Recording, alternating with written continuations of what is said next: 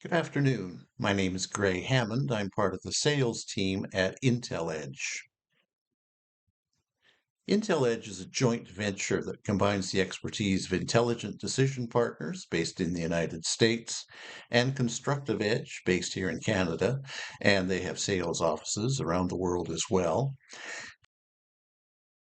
For the purposes of retail projects, I get involved with my company, Ingenerative, which is a consultancy that does a lot of retail marketing communication, media analysis, location analysis, things like that.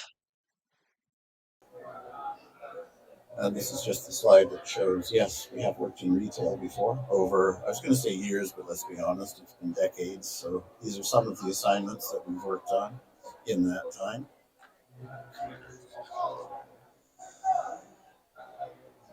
So I'm going to split this presentation into what we call the old school and the leading edge way of doing things.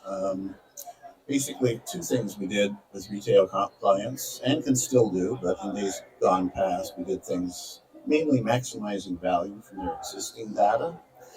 So, they might have this postal codes, traffic counts, sales data, so on and so forth. Or we would collect new targeted insights using things like surveys, focus groups, silent shopper, that kind of thing. So to give you a couple of examples of what we used to do, old school, a couple of cases I can tell you about where we increased sales. There was a loyalty card test program that a client had. We were able to help them. It was very successful in the stores that they tested it in, but we were able to help them strip it down to the bare actionable essentials and then roll it out profitably across their full chain of 130 stores. We also worked with a mall that saw a lot of what they called browser traffic increasing, but not people who were actually reaching into their wallets and spending money. So we were able to reanalyze the data that they had to realign their store mix and focus their advertising more effectively, after which sales increased by 10%. We've also worked a few times on optimizing ad spending. In one particular case, we were able to recommend to a client that they could stop advertising a couple of months of the year just flat out because nobody in their category was selling anything in those 2 months of the year, so why bother? So we were able to redirect their spending as well, actually reduce their spend by 16% and increase their sales by 22%. And their agency won a local award for that. And we've also worked on things like store locations, so optimizing store location for several clients in the past. So that's a rundown of the kinds of things that we used to do for clients. I'm now going to hand it over to my colleague Krishna, who will tell you about how we've been doing things more recently in the world of AI and neural networks. Krishna. Thanks, Gray. Okay, so good afternoon. I'm Krishna Munger, Director of Research and Analysis for IntelEdge. And I bring decades of experience in the intelligence community, working with government, military, defense contractors, but also years with the corporate side. Developed many platforms for use in the intelligence community, and we've repurposed several of the technologies for use in the retail, the corporate sector. So we'll start off, leading edge, good. So analyzing large data streams of your own information, customer information, to derive insights and target future promotions and programs to attract customers back. So maybe it's looking at sales data, marketing data, or matching different products together to get traffic into the store or make that sale, get a coupon, get a promotion going around that. Determining the digital DNA, if you like, of customers. So developing personas around those digital DNAs. So maybe, let's say there's 12 different personas, just to give it a number, and we develop those based off of your market and product requirements to help market differently to each of those DNA segments. Technology. So as Gray mentioned, we do AI, we do neural networking, and much of that is around TensorFlow open source library, as well as Orange and leveraging those into our own proprietary platforms out of that. All right, next slide. So here's a leading edge case. Shopping mall owner, obviously we've removed the names, but conducted local crime analyses. And this was to help match the appropriate levels of security, the appropriate type of security based off of actual observed or projected crime incidents around the property. So maybe deploying officers inside a facility or outside based on time of day, or incidents like a slip and fall, or changing the lighting conditions around that. As people would do their patrols, they might be able to go to the wall and scan their phone and say, yes, I was here at this date, at this time, we had a visibility into that sector. Or you could adjust it, maybe if it's, let's just say the shopping mall again. Maybe some of the tenants are more in the luxury space. So that might require a higher level of security for, say, like Rolex watches or whatever it might be, right? So you can adjust accordingly based off of that data. So using NFC scan tags for that. And then again, leveraging the TensorFlow, the neural networking, the orange platforms to provide insights very targeted to your environment. All right, next slide here, the CPG. So here we're analyzing social media postings, and that could be public postings. It could be inside of invitation-only groups.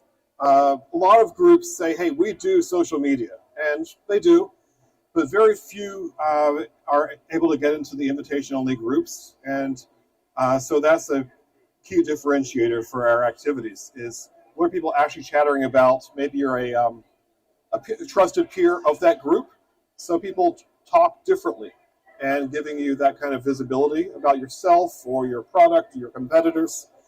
One of our technologies is called keyword signatures, and let me see, I think, yeah, they'll be on our next slide. So let's move on, because that's what we're up against next. So picture a regular search engine, right? Google, Bing, whatever. Those can tap out at 32 keywords in a single search. Our platform can do over 10,000. That allows you to start thinking about new problems, new kinds of questions that you couldn't think about either at all or couldn't think about very efficiently.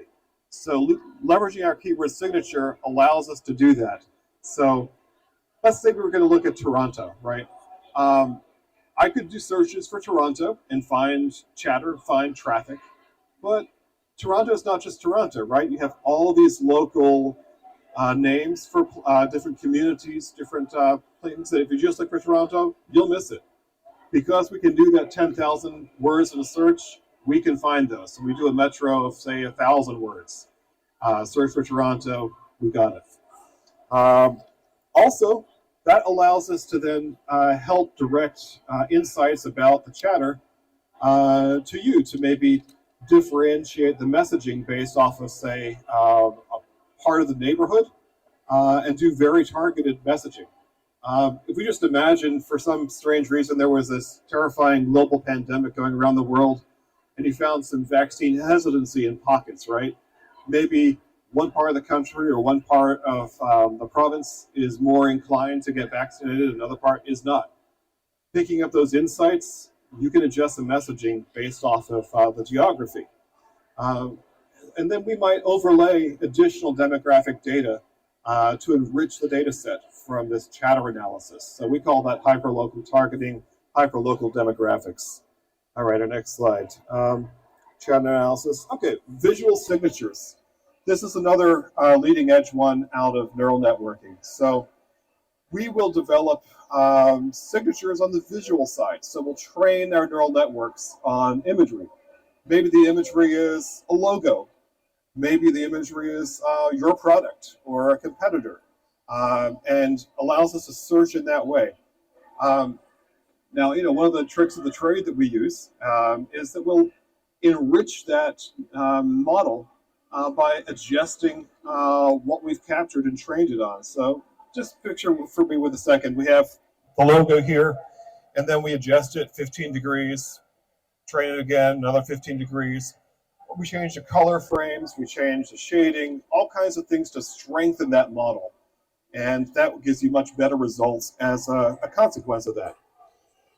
Link analysis. You know these charts. These are those ones of who's connected to who. We put up organizations or people, or it could be bank accounts. It could be a meeting that happened. And sometimes displaying information visually can really tell you right away what happened rather than having to read pages and pages of narrative. So that's our link analysis. So now let's talk about retail and how can our technology really help in the retail sector. First of all, think about customer sentiment and perception analysis. So maybe what we're doing is we're pulling in data about, you pick your product. I'm going to pick on coffee pods for convenience, right? So we really analyze your individual product and maybe, let's say, 8 different categories of what you care about, right? So maybe, how does the product make me feel? How do I feel like I had value out of it? Are there patriotic feelings I have around it? Or does it make me want to sue you? Or your competitor? Or it doesn't work, right? So there may be many categories we're studying, pulling in all that chatter, and then giving insights around that, or where you stack up against your competition. So that's the chatter analysis. Can help you with the counter messaging, forecasting, and predictive analysis. So competitive intelligence is another huge area for us. We've done millions of those projects, and that may be, looking at the individual product. It may be looking at manufacturing facilities around the world. It can be looking at supply chain issues, or seeing, hey, maybe the strike that's going on, and then picking what part of the country it is, could impact production, or there's a big outbreak of measles that's impacting production, right? So maybe I need to start offsetting that. Disruptive issues and risk analysis. Another area for us is these tend to be like a deep dive research into a specialized project, very specific to you and your mission. So next slide here are delivery options. Typically, these are going to be what we'll call a fast reaction report. Fast reaction could be a few days to weeks to a month, maybe. If it goes much more than that, we're probably not talking about fast reaction anymore. Maybe that's more of the deep dive type of investigation. Usually that's going to start with an environmental scan, try and establish the ground truth.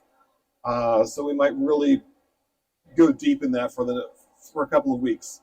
And we're getting data from you as well. So remember we talked about keyword signatures a few minutes ago? So we may start with what we'll call a draft keyword signature, and fill it up with everything we can think of that's relevant to you. But then we'll give it to you and say, hey, here's what we came up with, but you know your product or you know your industry. Did we miss anything? Oh yeah, there's these few active ingredients that you didn't think of. Okay, we'll add those in there, right? Strengthen it.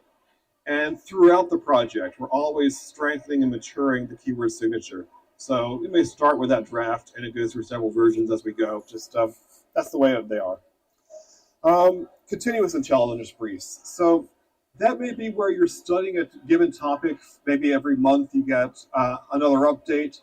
Or it could be a real-time intelligence feed. Maybe you say, hey, you guys are smart guys, but we have our own analysts, so can you push the data to our platforms? We figure out what's going to be a format you can ingest and deliver it. Maybe it's to a portal, or it could be FTP, or your technology. We could probably work with it. And I guess at this stage, that concludes our presentation. We can take any questions, but you'll find us at booth 318. I think it's a couple of rows down there. But for Gray or for me, any questions, now's a good time. Or at the booth.